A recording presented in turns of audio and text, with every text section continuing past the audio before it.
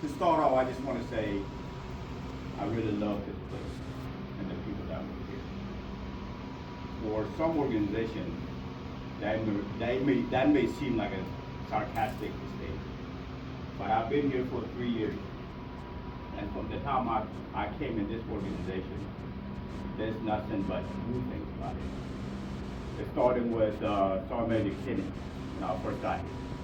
I was planning my wedding in Ethiopia.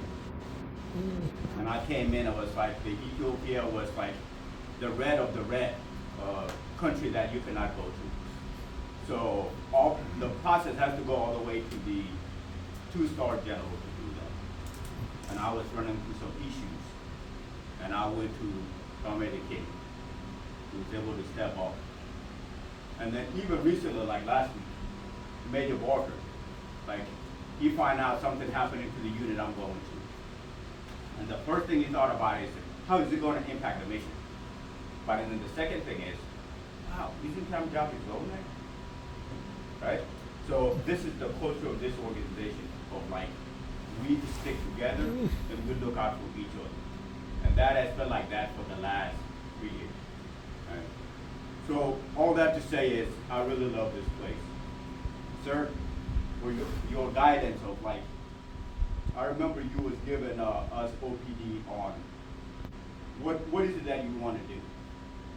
And your guidance was, hey, if there is a school you want to go to, if there is something you want to learn, I will not stop you.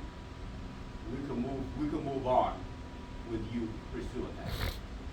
The second guidance from you, sir, was I want FSTD, which is currently FIRES, to be the place where everybody wants to go to work. Everybody wants to come here and want to enjoy it. So when you have those two guidance from your leader, you are empowered to do a lot of things. Many of us here did PMP.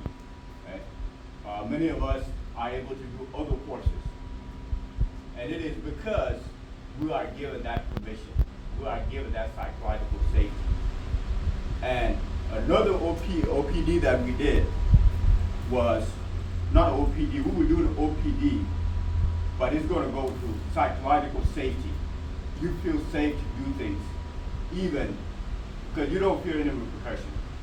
And we were doing OPD, and I was like, I got to go pick up my kid. With the senior leader, you would be afraid to just say, sir, I got to go. Right? You would just have to suck it up and sit up and listen. But no, because there was that psychological safety with you, sir, I was able to say, you know what, sir, I got to go pick up my kids. And I appreciate that. And that goes to everybody down here. And recently, I was just talking to Mr. Mullins about how the country is going. And we're about to go to 4th of July. And I just want to reflect on patriotism. What does it mean for each and every one of us, right? And many of you may not have the experience of experiencing what is it like to be in a communist environment. So for me, I grew up in South Sudan, and when the Soviet and the U.S. was fighting, there is that competition going on. So what do you expect when you are in a Soviet environment? They want to instill fear. For example, when I was like 5 or 6, they collected everybody in the village to come and witness man being executed. Just so they could drive that, hey, if you do something that you don't fear us, it's going to be repercussions. That is the Soviet model. So how do we come into play? It's to fight against that ideology of like putting fear on people. No, we are the opposite of that. We're going to give people freedom. So as we go into 4th of July, I would like for us to just reflect on what is it that we fight for. We go outside of this country, we go fight, and some people may ask, why do I even go there? It is because we are fighting that ideology. It's not just the United States. That ideology is everywhere, and it's trying to spread into other countries. And the only person that is standing against that is us, the United States.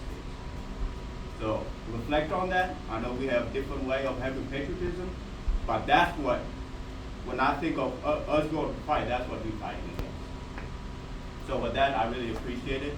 I know I'm going 20 minutes, but that's my why. That's why I serve. And again, sir, I really appreciate it.